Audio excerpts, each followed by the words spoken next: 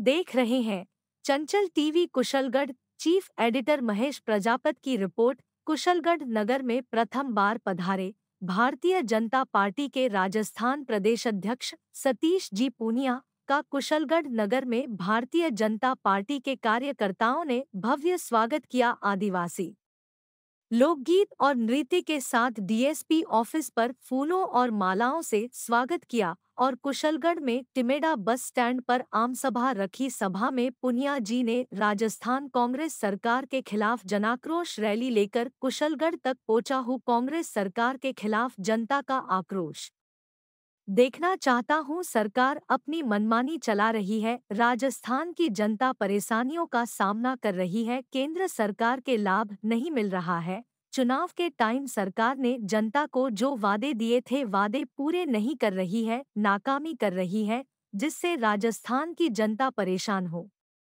रही है। सरकार को उखाड़ फेंकने की बात कही। आइए सुनते हैं सतीश पूनिया जी की आवाज को। सभा में उपस्थित रहे भारतीय जनता पार्टी सभी कार्यकर्ता पदाधिकारी। इस अवसर पर मंच पर उपस्थित गढ़ी विधायक कैलाश मीणा, सुशील जोरासी विधायक, पूर्व संसदीय सचिव भीमा भाई डामोर, भाजपा जिला अध्यक्ष गोविंद सिंह राव, भगवतपुरी, कुशलगढ़ पंचायत समिति प्रधान कहनीग रावत, नगर पालिका अध्यक्ष बबलू मईडा, जिला युवा मोर्चा अध्यक्ष दीप सिंह वसुनिया, नपा उपाध्यक्ष नितेश बैरागी, महिला मोर्चा की अध्यक्ष लीला पडियार, कुशलगढ़ नगर मंडल अध्यक्ष जिनेंद्र सेठिया, डूंगरा मंडल अध्यक्ष सूर्य सिंह लबाना, प्रताप पटेल, राकेश वड़किया, पूर्व नगरपालिका अध्यक्ष रेखा जोशी, ललिता सोनी, पार्षद जोशना पंड्या, पूर्व मंडल अध्यक्ष कमलेश कावड़िया, महिला मोर्चा अध्यक्ष नम्रता जैन,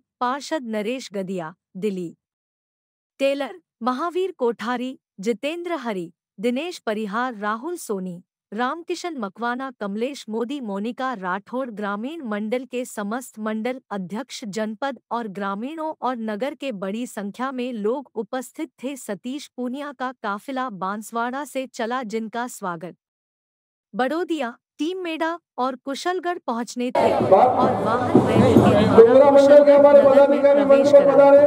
डूंगरा मंडल के हमारे सभी पदाधिकारी, ये आप नीचे आ जाए भैया, आप सभी नीचे आ जाए, एक बार सभी एक बार नीचे आ जाए। चेयरमैन साहब उधर से मैं बोलूँ तो पदाधिकारी माला पहना है, बस हमारे बाहर से पधारे सम्मानित पदाधिकारी माला पहनाए। अगले क्रम में मैं डूंगरा मंडल के और सज्जनगढ़ मंडल के हमारे पदाधिकारी सभी पधारे और आदरणीय भाई साहब का स्वागत करें। जोरदार तालियां बजाएं। हमारे पांचों मंडल के पदाधिकारी हमारे बीच पधार चुके हैं, सभी स्वागत कर रहे हैं। जोरदार तालियों से अभिनंदन करें आदरणीय भाई साहब का। और मैं अगले क्रम में आदरणीय भाई साहब को भारतीय जनता युवा मोर्चा के हमारे सभी पदाधिकारी एक बार आ जाए मंच पर। ये और ये सज्जनगढ़ मंडल के पदाधिकारी स्थान छोड़े, सज्जनगढ़ मंडल के पदाधिकारी अपना स्थान छोड़े। सभी पार्षदों से आग्रह एक बार मंच पे आ जाए।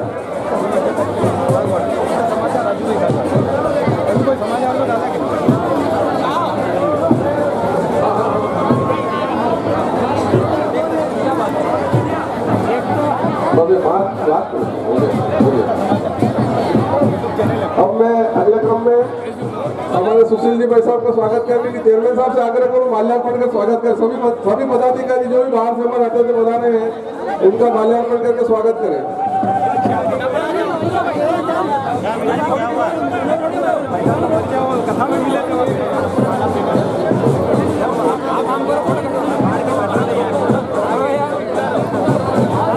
मंच पर भीड़ ना करें, मेरा सबसे ज्यादा नीचे भैया आ जाओ, मंच पूरा खाली करें। आदरणीय भाई साहब का समय आगे बांसवाड़ा में भी समय देना है, बहुत बड़ा कार्यक्रम है। युवा मोर्चा के साथी जल्दी से आ गया है, जिन्होंने स्वागत कर लिया नीचे उतर जाए एक बार। और हमारे बीच में सुशील जी भाई साहब आदरणीय महामंत्री जी बता रहे हैं, जिलाध्यक्ष जी बता रहे हैं, उनका माल्यार्पण के स्वागत करें। सभी पार्षद हमारे केदार भी है, राहुल भी है, नरेश भाई, जीतू भाई, महावीर जी, आप सभी से आग्रह, सारिका जी, आप माला पहना करके हमारे जो अतिथि ज्योत्सना मामी, इन सबका आग्रह है कि एक बार माला पहना करके स्वागत करें सभी, और ये भीड़ ना करें स्टेज पर। भैया आ जाओ, चलो हो आ गया ओ भैया, उतर जाओ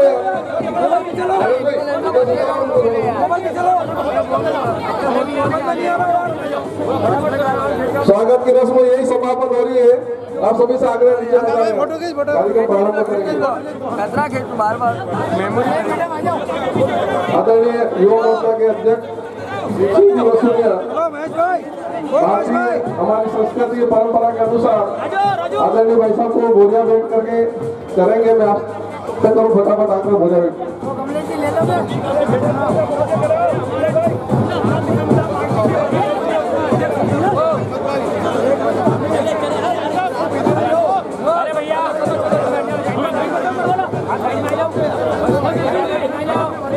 मैं दीप सिंह जी से आग्रह करूँ एक बार बोलियां भेंट करें,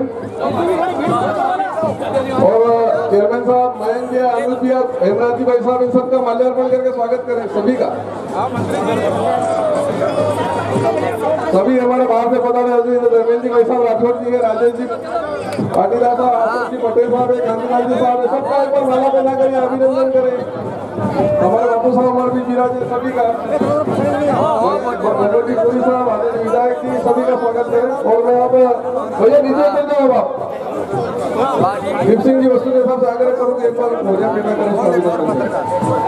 अगले क्रम में स्वागत के लिए आग्रह करूँ, स्वागत। चलो भैया, चलो जगह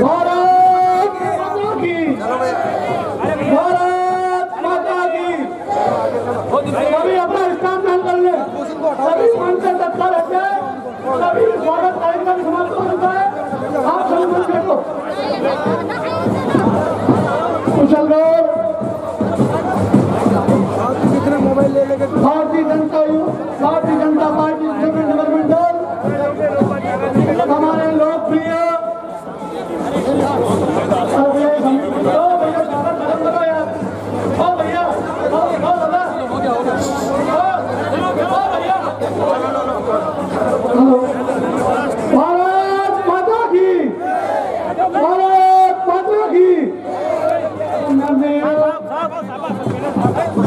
राजस्थान भारतीय जनता पार्टी के जननायक, हमारे लोकप्रिय जिला क्षेत्र के सम्मानीय सर्वमान्य नेता, सम्मानित महोदय,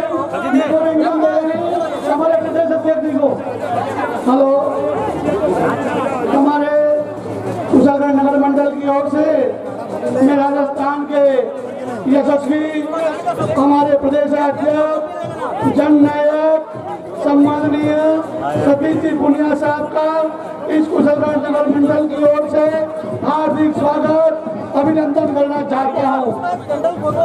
मैं आदरणीय भाई साहब से हेलो आदरणीय भाई साहब को कुशलगढ़ की पूरी नगर मंडल युवा मोर्चा मैं हार्दिक स्वागत अभिनंदन करना चाहता हूँ। साथ ही कुशलगढ़ नगर में पहली बार राजस्थान भारतीय जनता पार्टी के प्रदेश अध्यक्ष के रूप में पहली बार कुशलगढ़ में आगमन हुआ है, इसलिए मैं पूरे नगर मंडल की ओर से हार्दिक स्वागत। पूरा फोटो पूरा आना चाहिए।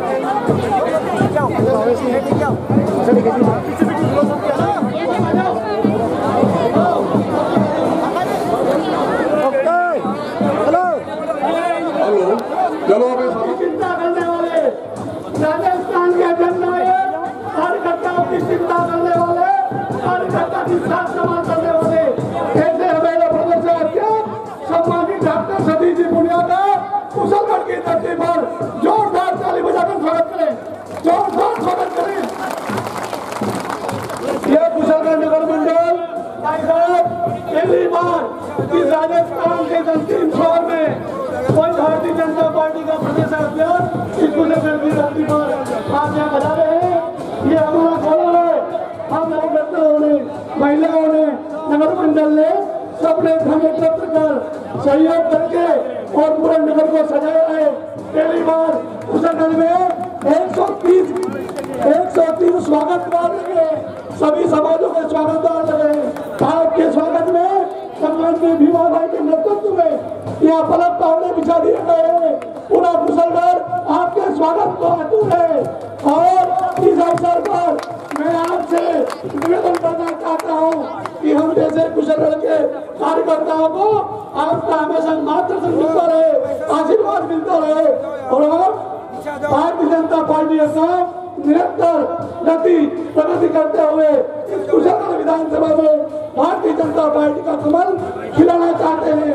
कुछ भूल हो चुकी थी, अगली बार उस भूल को कुशलगढ़ की जनता सुधारना चाहती है।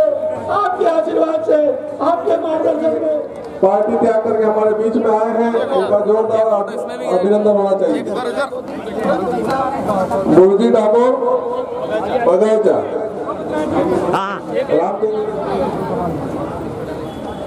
भारत माता की। भाई थोड़ी ताकत तो लगानी पड़ेगा, जबरदस्ती नहीं उदयपुर थोड़ी जाएगा। भारत माता की।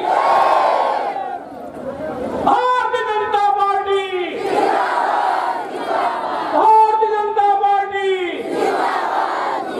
भारतीय जनता पार्टी जिंदाबाद, जिंदाबाद। नरेंद्र मोदी जिंदाबाद, नरेंद्र मोदी जिंदाबाद,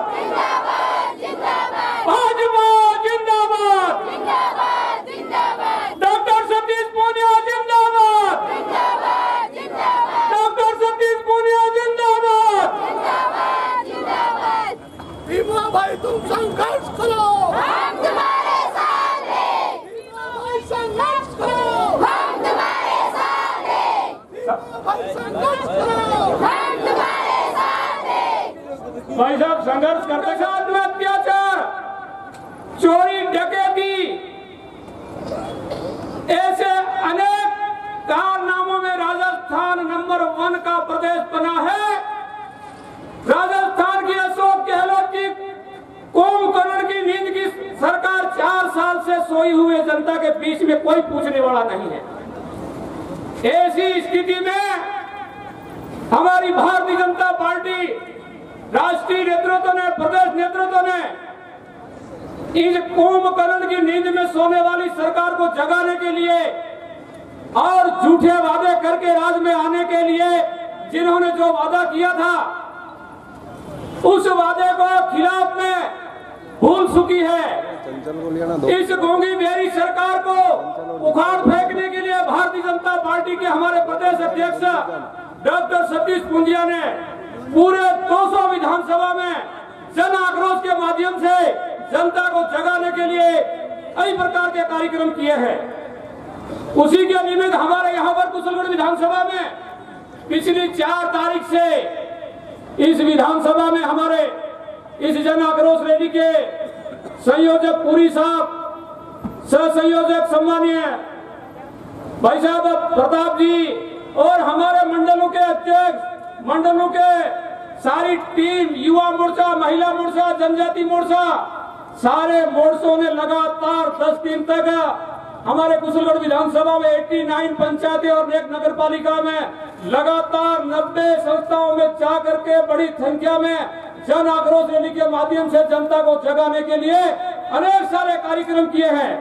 तथा मैं ये आग्रह करना चाहूंगा कि राजस्थान की कांग्रेस की सरकार के इनका राष्ट्रीय अध्यक्ष भाई राहुल बाबा जो अभी भारत जोड़ो यात्रा में चल रहा है, उन्होंने राजस्थान में 2018 के विधानसभा चुनाव के वोट गिरने से 4 दिन पहले राजस्थान में आकर के राजस्थान के किसानों के साथ में ऐसा वादा किया था कि अगर हमारी कांग्रेस की सरकार बनती है तो राजस्थान के किसानों का संपूर्ण प्रकार का 10 दिन के अंदर कर्जा माफ कर देंगे मित्रों। लेकिन 4 साल गुजर जाने के बाद में आज भी किसी का 1 रुपया भी कर्जा माफ नहीं हुआ। दूसरा, बेरोजगारों के साथ में बहुत बड़ा अन्याय किया है। बेरोजगारों को भी लालूच दी थी। हमारी सरकार अगर कांग्रेस की बनती है तो हम बेरोजगारों को 3,500 रुपया घर बैठे बेरोजगारी भत्ता देंगे। राजस्थान के एक भी बेरोजगारी भत्ता किसी को नहीं मिला। तो किसान ठगा सा हुआ, बेरोजगार ठगा गया। और बिजली का पैसा भी हम किसी कीमत पर नहीं बढ़ाएंगे। लेकिन आज की तारीख में 9 मरतबा राजस्थान की गहलोत सरकार ने बिजली का पता नहीं सर साल में कौन कौन से चार्ज लगा करके बहुत आसमान के झटके लग रहे हैं बिजली के बिल के। इसी के साथ में अन्य प्रकार का कई प्रकार की इसी कुकर्म का करने का काम किया है। राजस्थान में गहलोत सरकार और इनका उप मुख्यमंत्री लड़ाते लड़ाते 4 साल हो गए। इनके मंत्री आपस में लड़ा रहे हैं। इनके विधायकों को खुली छूट दे रखी है, लूटो जितना लूट सकते हो तो लूट लो, आने वाले समय में अपना आने वाले नहीं, इनके पता पड़ गया है। इसलिए मित्रों में ज्यादा कुछ नहीं कहना चाहूंगा। पर आज की तारीख में बाजारों के अंदर काश्तकारों को कर्जा माफ तो दूर की बात, एक भी व्यक्ति को एक बोरी खाद उपलब्ध नहीं हो रहा, कहीं भी खाद देखने को नहीं मिल रहा है। हालत बड़ी खराब। योजना आज कुशलगढ़ की धरती पर कोई काम चल रहा है तो पिछली वसुंधरा सरकार के अंदर करोड़ों रुपए की सौगात यहाँ कुशलगढ़ विधानसभा को मिली थी, वही काम चल रहा है। भाई साहब, यहाँ पर कुशलगढ़ के लोग 2-2, 3-3 किलोमीटर पानी पीने के लिए मोहताज थे। गर्मी के दिनों में 3-3 किलोमीटर तक जाना पड़ता था, कहीं पानी पीने को नसीब नहीं था। ऐसे इलाके को हमारी पूर्व मुख्यमंत्री वसुंधरा जी ने 850 करोड़ रुपए की पेयजल स्कीम सैंक्शन करी और वही काम आज हर इलाके में चल रहा है। तो ऐसे कई प्रकार के हमारे रुपया अनेक, चाहे स्कूलों के भवन हो, सड़कों का पैसा हो, छोटे मोटे तालाब हो, अन्य कोई काम हो, हमने 2000 करोड़ रुपए की स्कीम लेकर के कुशलगढ़ की धरती पर उतारा था। लेकिन 2018 के बाद में हमारी सरकार नहीं रही, हमारी वसुंधरा की सारी स्कीमें बंद कर दी, उनके नाम बदल दिए, यानी अनेक कुकर्म करने का काम किया है। चारों तरफ से काम ठप है। मेरे कार्यकाल के अंदर मेरी ग्राम पंचायतों में जाता था, हर पंचायत के अंदर 6 करोड़ से 10 करोड़ के काम एक ग्राम पंचायत में काम चल रहा था। सरपंच कहते साहब कौन कौन सा काम करें, एक पंचायत में 500, 400 प्रधानमंत्री आवास, शौचालय का पैसा, चेक डैम का पैसा, अनेक प्रकार का पैसा। लेकिन आज की तारीख में पंचायती राज भी पूरी तरह से ठप है। पंचायती राज के सरपंच सारे बैठे चुपचाप, कोई पैसा नहीं आ रहा, कोई खातों में पैसा नहीं आ रहा, मेट्रो इश्यू नहीं हो रहा, कोई बोलने वाला नहीं, कोई पूछने वाला नहीं है। चारों तरफ से हाहाकार मचा हुए है। तो मैं इस मौके में ज्यादा कुछ नहीं कहते हुए पीछे भी खींचने का काम कर रहे हैं, तो मैं धन्यवाद देना चाहूंगा कि एक बार दोबारा मैं हमारे मेहमानों को और विशेष करके हमारे राजस्थान के यशस्वी प्रदेश अध्यक्ष को दोबारा धन्यवाद देते हुए अपनी बात को विराम देता हूँ। जय हो, धन्यवाद। धन्यवाद आदरणीय भाई साहब। भारतीय जनता पार्टी। अगले क्रम में मैं हमारे जिले के यशस्वी जिला अध्यक्ष सम्माननीय गोविंद सिंह जी भाई साहब से आग्रह करूं कि वो हमें मार्गदर्शन प्रदान करें।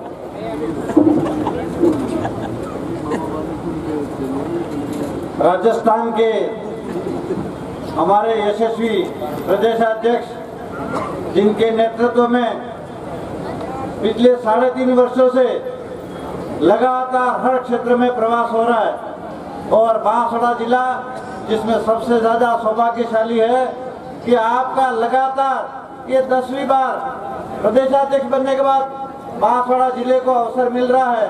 इस अवसर पर मैं हमारे प्रदेश के महामंत्री आदरणीय सुशील जी, आदरणीय हेमराज जी, भीमाबाई, आदरणीय पुरी साहब, कानिंग जी, हमारे 5 मंडलों के मंडल अध्यक्ष चेयरमैन बबलू जी, आदरणीय दिनेश जी और मंचा से बहन सूर्या जी, हमारे कुंदरपुर जिला प्रमुख कैलाश जी मीणा, हमारे विधायक गढ़ी सहित मंचा से सभी अतिथियों और क्षेत्र से पधारे हुए सभी क्षेत्र के लोगों का मैं आभार व्यक्त करता हूं कि आप सब आदरणीय प्रदेशाध्यक्ष जी के। अच्छा, सबका ही नहीं हुआ, मेरे भाई का भी नहीं हुआ। यहाँ जो बेरोजगार हैं उनको नौकरियां दे दी कांग्रेस ने, सबने नहीं दी। क्या हुआ कि आज परीक्षा है 2nd ग्रेड की, बच्चे परीक्षा दे रहे हैं, उनसे मिला था मैं रास्ते में भी। तो मुझे एक लड़का मिला, मैंने उससे पूछा कि शादी हो गई क्या? उसने कहा नहीं। मैंने कहा सगाई हुई? बोले हुई थी, टूट गई। मैंने कहा टूटी क्यों? कि लड़के ने भी रीट की परीक्षा दी थी और मैंने भी परीक्षा दी थी, तो घर वालों ने सोचा नौकरी तो लग ही जाएगी। अब वो रीट की परीक्षा कैंसिल हो गई, तो लड़के ने लड़की से पूछा शादी कब करेगी, तो लड़की ने कहा कि शादी कैंसिल। तो लड़के ने पूछा क्यों, बोले जब रीट की परीक्षा कैंसिल होगी तो शादी भी कैंसिल। तो अशोक गहलोत की सरकार में कैंसिल करने का काम ज्यादा है। बिजली बराबर थोड़ी आ रही, नहीं आ रही। तो वो आपड़ो सतीश पूनिया आपको मलबा आवो हूं, मलबा आयो हूं, मलबा आयो आया कदे आया हमें। तो एक बार जो मंच पर लोग बैठे उनके लिए जोरदार ताली बजाओ। ये ताली इसलिए बजाई है कि मुझे सबका नाम नहीं लेना पड़े, क्योंकि इनका नाम लूंगा तो मेरे भाषण का टाइम खत्म हो जाएगा। अब ये बात अलग है कि भीमा भाई का तो कुर्ता खींच दिया, मेरा नहीं खींच सकते। लेकिन मैं कुशलगढ़ पहली बार आया हूं, पर मुझे ये पता होता कि कुशलगढ़ के लोग इतने कुशल हैं तो मैं बार बार आता, मैं बार बार ही आऊंगा आपके बीच में। क्योंकि भीमा भाई ने इतना बढ़िया स्वागत कराया, कानिंग जी ने बढ़िया मक्के की रोटी उड़द की दाल खिलाई, चने की भाजी खिलाई, पापड़ी भी खिलाई, और सारी नहीं बताऊंगा, नहीं तो आप कहोगे हमें भी खिलाओ, तो बेचारा का राशन खत्म हो जाएगा। अशोक गहलोत के राज में हमारे जिला प्रमुख जी आपके बीच में आई हैं, इनके लिए ताली बजा सकते हो। ये बबलू है क्या? अभी भी बबलू है? मुझे लग रहा 80 साल के होंगे तब भी लोग बबलू कहेंगे क्या इनको? दिनेश जी भट्ट साहब, हमारे हेमराज मीणा जी, सुशील कटारा जी, हमारे गोविंद जी राव साहब, कैलाश जी गढ़ीवाले विधायक साहब, भगवतपुरी जी, हमारे चेयरमैन साहब, वाइस चेयरमैन साहब, मंडल के अध्यक्ष सभी पांचों हैं, और युवा मोर्चे के भाई दीप सिंह जी, धर्मेंद्र राठौड़ जी, प्रदेश के उपाध्यक्ष सबसे लंबे कांति भाई, और देखो ये निर्मला जी और सूर्या जी, ये एक प्रमुख और एक प्रधान है। यदि भैरव सिंह शेखावत जी भारतीय जनता पार्टी के मुख्यमंत्री महिलाओं का आरक्षण नहीं करते पंचायती राज में, तो शायद ये प्रमुख और प्रधान के रूप में इस तरीके से आदिवासी महिला आपके बीच में नहीं बैठी हो। मंडल के अध्यक्ष कहां गए सारे? ये मंडल अध्यक्ष जी, और उधर बैठे हैं सब लोग। तो मंडल अध्यक्षों के लिए ताली बजाओ जोरदार। मैंने इसलिए बजाई कि मेरे तो भगवान यही है, बूथ का अध्यक्ष, मंडल का अध्यक्ष, जिले का अध्यक्ष, प्रदेश का अध्यक्ष, राष्ट्रीय अध्यक्ष। तो मैं आप सब लोगों को आपकी कुशलता भी जानने के लिए आया हूं, और भारतीय जनता पार्टी की जो जन आक्रोश यात्रा है उस यात्रा की सभा के लिए आया हूं। अब किसी ने कहा कि आक्रोश की जरूरत कहां है, तो आप लोगों ने बता दी, बिजली नहीं, रोजगार नहीं, कर्जा माफी नहीं हुई, अपराध बढ़ गए, सड़कें टूटी पड़ी हैं। तो इन सब के लिए आप सब लोगों के बीच में जगाने के लिए आना जरूरी था। अब ये अलग बात है कि किसमें आक्रोश कितना है। मेरे को एक सुविधा हो गई कांग्रेस के आने के बाद। पहले घरवाली मेरे से नाराज रहती थी, आजकल वो कांग्रेस से ज्यादा रहती है, मेरा पीछा छूट गया। तो आप सब लोगों के मन में भी सारी पीड़ा है, मैं उस पीड़ा का सम्मान करने के लिए आया। और कांग्रेस के लोग झूठ कैसे बोलते हैं, ताजा ताजा झूठ कैसे बोलते हैं। मैं आजकल जो कांग्रेस पार्टी के राहुल गांधी जी हैं उनसे रोज सवाल पूछता हूं। कांग्रेस के लोग नाराज होते हैं, होते रहे, लेकिन मुझे लग रहा है कि इस बार तो हिंदुस्तान की और राजस्थान की जनता उनसे नाराज है। मैं एक सवाल रोज पूछता हूं। मैंने कर्जा माफी का सवाल पूछा, मैंने अपराध पे पूछा, भ्रष्टाचार पे पूछा, और आज मैं जो सवाल आपके सामने 17वां सवाल है, आपकी इजाजत हो तो राहुल गांधी को जानते हो आप लोग? सुना ना? थोड़ा थोड़ा सुना होगा। सुना? अच्छा मनोरंजन करते हैं, देखा भी। तो मैं उनसे रोज सवाल करता हूं, वो यहां यात्रा निकाल रहे हैं राजस्थान में, अच्छी तरीके से निकालो, गीत गाओ, नाचो कूदो, कुछ भी करो, लेकिन जिस प्रदेश में उनकी पार्टी की सरकार है, तो मैंने उनको कहा कि जब राजस्थान में कदम रखो और वहां से लेकर 18 दिन उनकी यात्रा चलेगी, तो मैंने 18 के 18 सवाल पूछने तय किए थे, और 18 सवालों में जैसे मैंने कहा कि वो सारी बातें उनसे पूछी कि जब आपका राज 18 में आया तो आपने अलग अलग तरीके की घोषणा की थी। तो मैं पिछले 3 दिन से आपके इस क्षेत्र में हूं, मुझे अनेक लोगों ने लिख के दिया, कागज दिए, ज्ञापन दिए, जो टीएसपी के बेरोजगार नौजवान है उन्होंने कहा, जो नॉन टीएसपी के टीचर है उन्होंने कहा कि हमारा तबादला कब होगा, जो टीएसपी के नौजवान है उन्होंने कहा कि हमें रोजगार कब मिलेगा। ये मैं मेरी बनावटी बात नहीं कह रहा। दरियावत तो आपसे दूर नहीं है ज्यादा, आपके क्षेत्र में, इसी संभाग में, उदयपुर में ही है, जनजाति का क्षेत्र है। वहां पर उपचुनाव हुआ था, उस उपचुनाव में कांग्रेस पार्टी के बहुत सारे नेता आए, मुख्यमंत्री भी आए।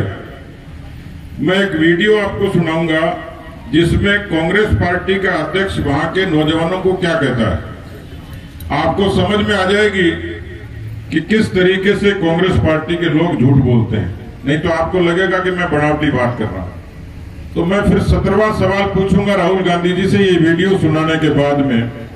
ये इसलिए सुना रहा हूं, विस्तार से की है, जो यहाँ पर नॉन टीएसपी के जो टीचर्स हैं, वो टीएसपी एरिया से नॉन टीएसपी में जाना चाहते हैं। यहाँ से अगर वो टीचर जाएंगे तो मुख्यमंत्री जी यहाँ के लोगों को ज्यादा नौकरियां मिलेगी, ये पॉपुलर डिमांड है। माननीय मुख्यमंत्री जी ने हमसे पूरी डिटेल मांगी है और ये कहा है कि टीएसपी मुख्यमंत्री जी ने विस्तार से की है, जो यहाँ पर नॉन टीएसपी के जो टीचर्स हैं, वो टीएसपी एरिया से नॉन टीएसपी में जाना चाहते हैं। यहाँ से अगर वो टीचर जाएंगे तो मुख्यमंत्री जी यहाँ के लोगों को ज्यादा नौकरियां मिलेगी, ये पॉपुलर डिमांड है। माननीय मुख्यमंत्री जी ने, आपके समझ में आया? कुछ आया? ये कांग्रेस के अध्यक्ष हैं, प्रदेश कांग्रेस के, मेरी तरह, जैसे मैं बीजेपी का हूं वैसे कांग्रेस के अध्यक्ष हैं। मैं झूठ बोल के चला जाऊंगा तो उसका हिसाब किताब आप करोगे कि नहीं करोगे? तो यदि कांग्रेस पार्टी का आदमी जनजाति के लोगों से झूठ बोले, मुख्यमंत्री की मौजूदगी में बोले, कांग्रेस पार्टी का अध्यक्ष झूठ बोले कि कांग्रेस पार्टी नॉन टीएसपी के लोगों का तबादला उनके क्षेत्र में करेगी, यहां जो सीटें खाली होंगी वो सीटें टीएसपी के नौजवानों से भरी जाएंगी। मैं राहुल गांधी जी से इस जनता की अदालत में पूछना चाहता हूं कि नॉन टीएसपी के लोगों का तबादला उनके क्षेत्र में कब होगा, और वो जो सीटें खाली होंगी उस जगह शिक्षकों की, नौजवानों की, जनजाति के लोगों की भर्ती कब होगी। ये मेरा 17वां सवाल है आज आपकी जनता की अदालत में। मुझे ये पूछने का हक था या नहीं था? मैं यही बात उठाने के लिए आया। माताओं, बहनों, किसान सरदारों, नौजवान भाइयों, मैं बहुत बार आता हूं इस क्षेत्र में, क्योंकि क्षेत्र बड़ा है। मैं 3 दिन से कोटड़ा, खैरवाड़ा, सलुम्बर, हमारे इन पूरे क्षेत्रों में लगातार आपके बीच में आ रहा हूं, और 30-31 को फिर डूंगरपुर जाऊंगा। तो मुझे पूछते हैं कि आप इस आदिवासी बेल्ट में क्यों आते हो? मैंने कहा मैं इसलिए आता हूं कि इस पूरी प्रकृति में, प्रकृति के नजदीक ईमानदारी से कोई है, वो हमारा जनजाति का बहन और भाई है, जो प्रकृति के सबसे ज्यादा नजदीक है। जो इस प्रकृति की रक्षा के लिए, जल, जंगल और जमीन की रक्षा के लिए अपने आप को काम करता है। लेकिन मुझे ताज्जुब यह हुआ कि जब जब कांग्रेस पार्टी की सरकार आई, आदिवासी तो प्रकृति के नजदीक रहा, लेकिन तरक्की आदिवासी से दूर रही। और मुझे अच्छे तरीके से ध्यान है, मैं जब 95 में भवानी भाई के चुनाव में आया था, 94-95 में, किस तरीके से केरोसिन के लिए लोग संघर्ष करते थे। ये तो भला वो देश के यशस्वी प्रधानमंत्री नरेंद्र मोदी जी का, जिन्होंने उज्ज्वला के जरिए गरीबों के घर में भी रसोई गैस का प्रबंध करके इन माताओं बहनों को धुएं से मुक्ति दिलाई। मैं पूछ रहा था भीमा भाई से कि आवास मिले कि नहीं मिले, इन्होंने कहा मिले, लेकिन इस बार कांग्रेस पार्टी की सरकार ने बदनीयती से, ताकि उसका लाभ बीजेपी को नहीं मिले, इसलिए उनके पेमेंट रोक दिए, भुगतान रोक दिए, उनकी प्रक्रिया रोक दी। बड़ी संख्या में शौचालय किस लिए बने कि माताओं बहनों को उनको सहूलियत मिले, सम्मान मिले, उनको आरोग्य की प्राप्ति। और यहां जिस तरीके से जिस नौजवानों की बात मैंने कही, मुझे इस बात का गर्व है कि इस पूरे जनजाति क्षेत्र में 45% आरक्षण करके भैरव सिंह शेखावत जी ने आदिवासी क्षेत्र के नौजवानों की रास्ते का, तरक्की का रास्ता शुरू किया। उसी तरीके से पंचायती राज में, नगर पालिकाओं में महिलाओं का आरक्षण, जिसके कारण महिलाओं को उन संस्थाओं पर काबिज होने की एक तरीके की सहूलियत मिली। इसलिए मैं आप लोगों के बीच में आया हूं कि इस 18 से लेकर इस 22 के कालखंड में 4 साल में 2 साल कोरोना जैसी महामारी आई। ये सरकार तो भूल गई थी, लोगों को भेदभाव करती थी राशन बांटने में भी, लेकिन देश के प्रधानमंत्री मोदी जी ने भेदभाव नहीं किया। उन्होंने 80 करोड़ लोगों को मुफ्त राशन देने का काम पिछले पूरे 2 साल से लगातार किया। इन सबको मिलता होगा, बराबर राशन मिलता।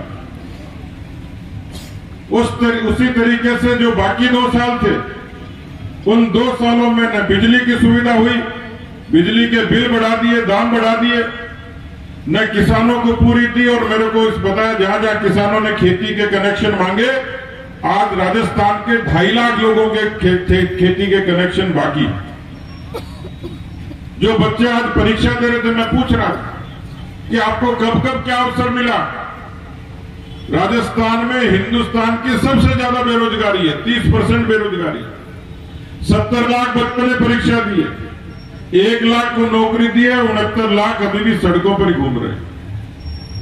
नौजवानों के साथ भेद किया, किसानों के साथ भेद किया, बिजली की सहूलियत नहीं दी, सड़कें टूटे पड़ी हैं। जल जीवन मिशन का पैसा भारतीय की सरकार ने, मोदी की सरकार ने राजस्थान की सरकार को दिया, लेकिन उसको भी ठीक तरीके से काम नहीं करके वहां भ्रष्टाचार का तांडव किया। और मैं जब देखता सुनता हूं तो पता लगता है कि सबसे ज्यादा धरती पर भ्रष्टाचार कांग्रेस के द्वारा कहीं किया गया, आदिवासी क्षेत्र में किया गया। कितनी रिश्वत देनी पड़ती, कितने चक्कर लगाने पड़ते हैं, कितना पीड़ित होना पड़ता है। और मैं इसलिए आदिवासी क्षेत्र में बार बार आता हूं। मैं इसलिए आता हूं कि मामा बालेश्वर दयाल की कर्म भूमि है मामा जी। मैं मामा जी को श्रद्धा से याद करूंगा कि इन भोले भाले आदिवासियों को किस तरीके से धर्मांतरण के लिए प्रेरित किया जाता था। इन आदिवासियों की संस्कृति पर चोट की जाती थी, आदिवासियों के उत्सव को इस तरीके से बरगलाया जाता था। मुझे लगता है कि मामा जी ने जो परिवर्तन का काम किया, बदलाव का काम किया, और मामा जी ने ऐसे ऐसे नेता दिए जिन्होंने जमीन पर आप लोगों के लिए संघर्ष किया। इसलिए मैं मामा जी को यहाँ याद करने के लिए भी आया। मैं इसलिए आया हूं कि इसी पवित्र मानगढ़ के धाम पर, जहां गोविंद गुरु ने, लोग कहते थे इतिहास कैसा पढ़ाया कांग्रेस पार्टी ने, कांग्रेस पार्टी ने इतिहास ऐसा पढ़ाया, ये कहा कि आजादी के आंदोलन में जनजाति का कोई योगदान नहीं, जो उनको पसंद आया वो इतिहास में लिखा और पढ़ाया।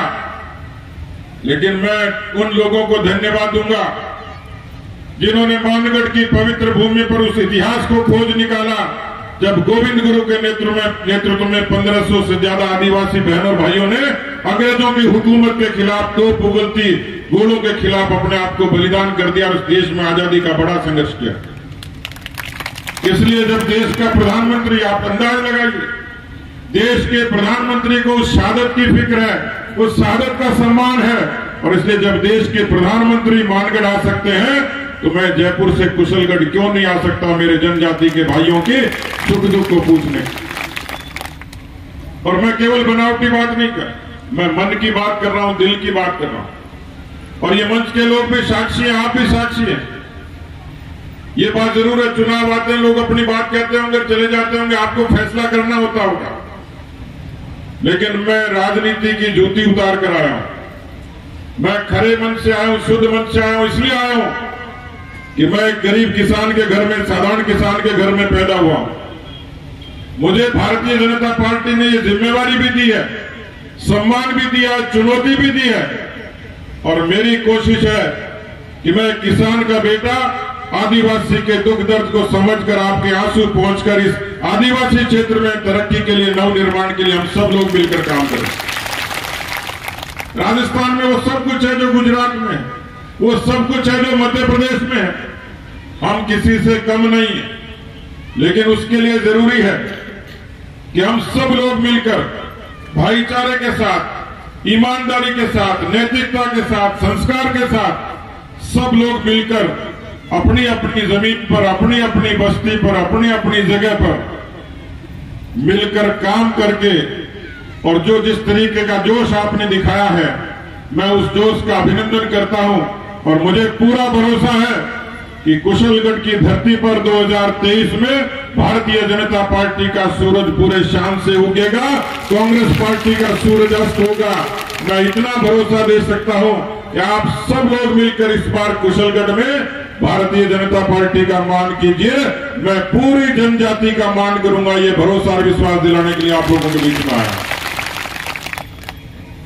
मैं पिछले कई दिन से लगातार देखता हूं किस तरीके से संघर्ष करता है एक एक व्यक्ति अपनी संस्कृति के लिए, अपने धर्म के लिए, अपने जड़ों के लिए, लेकिन लोग यहां पर जिस तरीके का विग्रह पैदा करना चाहते हैं, अराजकता पैदा करना चाहते हैं, उनको समझने की जरूरत है।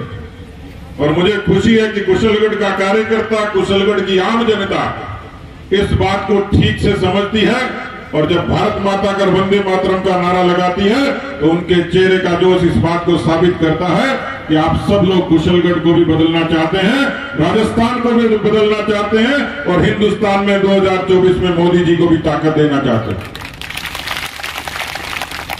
इसलिए मैं आप सब लोगों का बहुत बहुत धन्यवाद देता हूं। बहुत सारे ज्ञापन मुझे मिले, खूब सारी बातें मुझे कही हैं। मैं आपको पूरा भरोसा देता हूं, जितने हमारे यहाँ पर नेता लोग बैठे, जिनका मैंने सबका जिक्र किया, और मुझे अच्छी खुशी हुई, सब लोगों ने मिलकर आज इतना बड़ा जो यहाँ जोश पैदा किया, लोगों में भरोसा पैदा किया। मैं वही भरोसा देखना चाहता था। बहुत सारी समस्याएं, उन समस्याओं का भी समय समय पर जिक्र भी होगा। कुछ ऐसी समस्याएं हैं जिनको सदन में उठाना है, तो मुझे जो टीएसपी की, नॉन टीएसपी के शिक्षकों के तबादले की और टीएसपी की रोजगार की जो बात कही है, उसको मैं विधानसभा के सदन में निश्चित रूप से पूरी मजबूती से हम आपके हक के लिए उठाएं।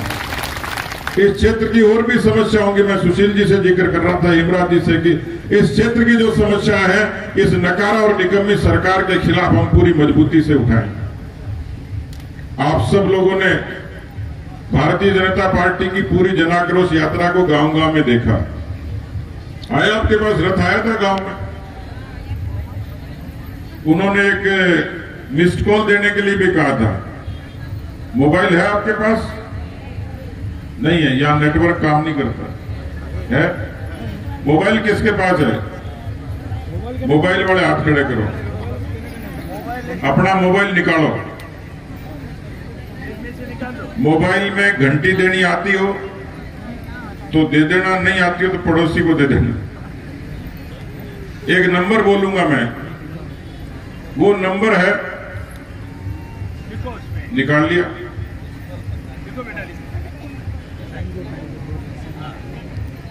नंबर है 81 40 200 200 81 40 200 200 81 40 200। अब इसमें घंटी मारोगे तो पैसे कटेंगे नहीं, लेकिन आएंगे भी नहीं।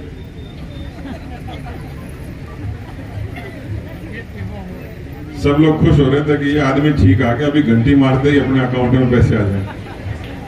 लेकिन ये जो मिस्ड कॉल है, इससे ये जरूर पता लग जाएगा कि अपराध के मामले में, कर्जा माफी के मामले में, बेरोजगार में, भ्रष्टाचार में, टूटी सड़कों में, पानी की सुविधा पे, इस सब पे आपका कांग्रेस पार्टी से ऐतराज है।